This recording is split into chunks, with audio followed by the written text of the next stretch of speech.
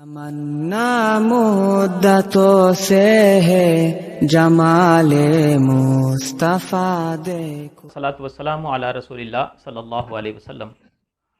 معزز سامعین، ہم اس سے پہلے دین اسلام کے 3 اجزاء ایمان، اسلام اور احسان پر بات کر چکے ہیں۔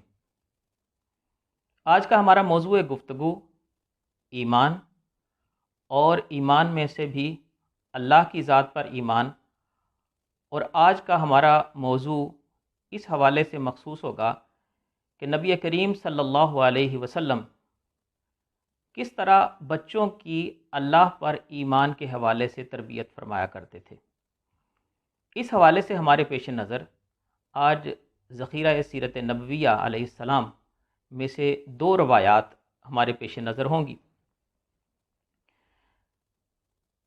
صحابی رسول حضرت عبداللہ ابن عباس رضی اللہ عنہما، جو نبی کریم صلی اللہ علیہ وسلم کے چچا زاد ہیں اور عمر میں ابھی بہت چھوٹے ہیں، امام ترمذی رحمۃ اللہ علیہ نے اس حدیث کو نقل کیا۔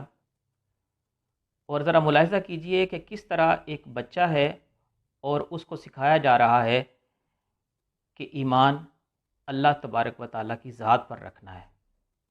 حدیث کے الفاظ سنیے کہ حضرت عبداللہ ابن عباس رضی اللہ عنہما بتاتے ہیں، کہتے ہیں کہ ایک دن میں نبی کریم صلی اللہ علیہ وسلم کے ساتھ تھا، تو نبی کریم صلی اللہ علیہ وسلم نے فرمایا، یا غلام، اے لڑکے، اعلمک کلمات، میں تمہیں چند باتیں سکھانے لگا ہوں۔ احفظ اللہ یحفظک، اللہ کو یاد رکھنا، اللہ تمہارا محافظ بن جائے گا۔ تم اللہ کو یاد رکھنا، اللہ تمہاری حفاظت کرے گا۔ دوسری بات فرمائی، احفظ اللہ، اللہ کو یاد رکھنا، تجدو تجاہک، تو اللہ کو اپنے سامنے پائے گا۔ سامعین کرام، یہ الفاظ ایک مربی اعظم، ہادی عالم محمد صلی اللہ علیہ وسلم کی زبان مبارک سے ایک بچے کی تربیت کے لیے نکل رہے ہیں، اور بڑے غور طلب ہیں، بڑے توجہ طلب ہیں کہ نبی کریم صلی اللہ علیہ وسلم کس طرح بچے کو سمجھا رہے ہیں کہ اس نے ایمان اللہ کی ذات پہ رکھنا ہے۔ 2 باتیں سمجھا دیں۔ فرمایا کہ اللہ کو یاد رکھو گے، اللہ تمہاری حفاظت کرے گا۔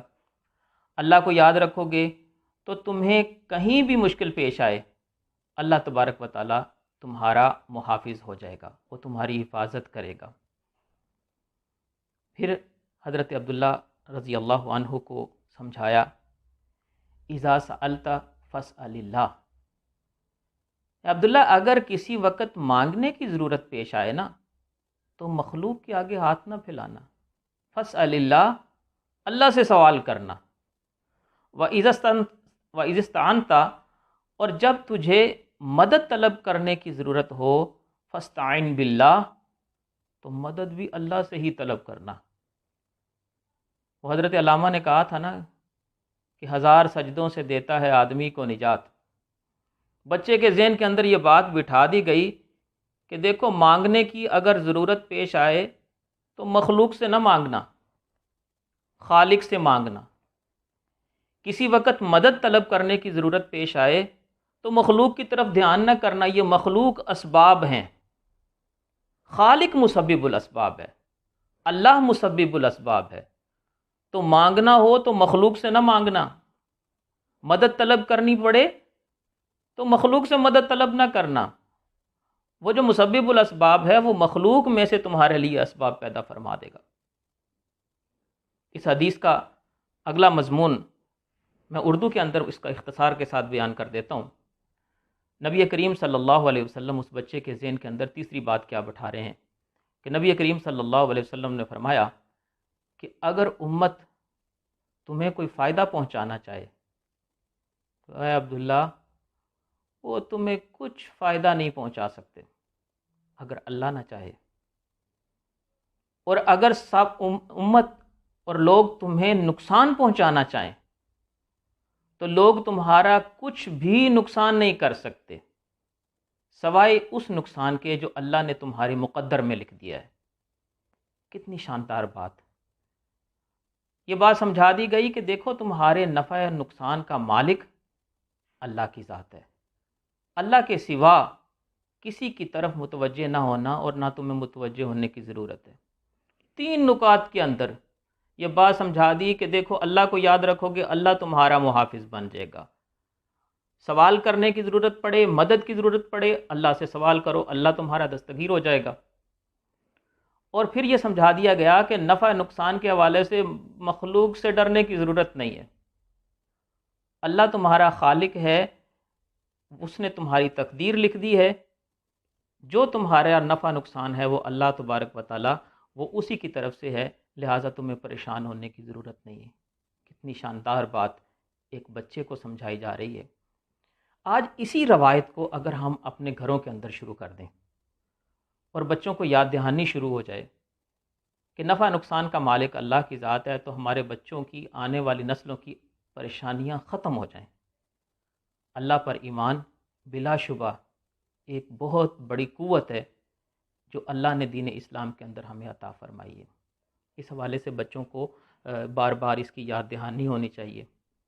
نبی کریم صلی اللہ علیہ وسلم کی سیرت مبارکہ میں سے دوسری جو روایت وہ حضرت عمر بن ابی سلمہ رضی اللہ عنہما، جو نبی کریم صلی اللہ علیہ وسلم کی اہلیہ ام المؤمنین ام سلمہ رضی اللہ عنہا کے پہلے شوہر سے بیٹے تھے، وہ کہتے ہیں کہ میں چھوٹا سا بچہ تھا اور بچے جس طرح پلیٹ کے اندر ہاتھ مارتے ہیں تو کہتے ہیں کہ میں بھی ہاتھ مار رہا تھا، تو نبی کریم صلی اللہ علیہ وسلم نے مجھے 3 نصیحتیں فرمائیں۔ فرمایا یا غلام، اے بچے، سم اللہ، بسم اللہ پڑھ کے کھاؤ۔ ادب یہ سکھایا وَكُلْ بِيَمِينِكَ، دوسرا ادب یہ ہے کہ دائیں ہاتھ سے کھاؤ، وَكُلْ مِمَّا يَلِيكَ، اور جو سامنے ہے وہاں سے کھاؤ۔ نبی کریم صلی اللہ علیہ وسلم کا اس روایت کے اندر جو پہلا ادب ہے وہ یہ ہے کہ کھانا کھانے لگے ہو تو رب کو فراموش نہ کرو، بسم اللہ پڑھ کے کھانا کھاؤ۔ سامعین کرام، ہم بھی اگر اپنے بچوں کی اس حوالے سے تربیت کریں کہ انہیں کہا جائے کہ کھانا کھانے سے پہلے آپ بسم اللہ پڑھیں، اور وہ روایت جو حضرت عبداللہ ابن عباس کی ہے اس کے اندر جن نکات کو نبی کریم صلی اللہ علیہ وسلم نے ہماری رہنمائی فرمائی ہے، ان نکات کی روشنی میں ہم اپنے بچوں کو اپنے رب سے آشنا کرتے رہیں، تو یہ بچوں کو اپنے رب کے پر ایمان پیدا کرنے کے لیے بہترین نکات ہیں، اور یہ روایت بچوں کی تربیت کے لیے بہترین روایت ہے۔ اور اس کے ساتھ ساتھ بچوں کو عادت ڈالی جائے کہ جب بھی کام کریں تو بسم اللہ پڑھیں، اور اس شعور کے ساتھ پڑھیں کہ اللہ ہمارا پروردگار ہے اور ہم اسی کے نام کے ساتھ اپنے کاموں کو شروع کرتے ہیں۔ تو بچوں کی اس حوالے سے عادت بنانی چاہیے۔ یہ بچوں کے ایمان کے لیے بہت مفید ہوتی ہے کہ کوئی بھی کام کرنا ہو اس کا آغاز بسم اللہ سے کیا جائے۔ نبی کریم صلی اللہ علیہ وسلم کا فرمان ہے کہ بسم اللہ کے ساتھ کام کے اندر برکت بھی آ جاتی ہے اور کام پورے بھی ہو جاتے ہیں۔ اللہ مجھے آپ کو عمل کی توفیق عطا فرمائے۔ الحمدللہ رب العالمین، والصلاة والسلام علی سیدنا محمد وعلی آلہ واصحابہ اجمعین۔ اللہم ربنا آتنا فی الدنیا حسنۃ وفی الآخرۃ حسنۃ وقنا عذاب النار۔ اللہم انا نعوذ بک من زوال نعمتک وتحول عافیتک وفجاءۃ نقمتک وجمیع سخطک۔ الہ العالمین، جتنے لوگ بھی تیرے نبی صلی اللہ علیہ وسلم کی بات کو سن رہے ہیں، اللہ پاک سب کی تمام جائز حاجات اور دعاؤں کو قبول و منظور فرما لیجئے۔ اے اللہ، سب لوگوں کے لیے جتنی بھی ضرورتیں ہیں، جتنی بھی دعائیں ہیں، اللہ اپنے غیب کے خزانوں سے ان کے لیے اسباب پیدا فرما دیجئے۔ اے اللہ، اس بیماری جس کے اندر پوری دنیا مبتلا ہے، الہ العالمین جلد از جلد اس سے شفا اور نجات کی صورت پیدا فرما دیجئے۔ اللہم ربنا تقبل منا انک انت السمیع العلیم وتب علینا انک انت التواب الرحیم، وصلی اللہ تعالی علی النبی محمد وعلی آلہ وصحبہ اجمعین برحمتک یا ارحم الراحمین۔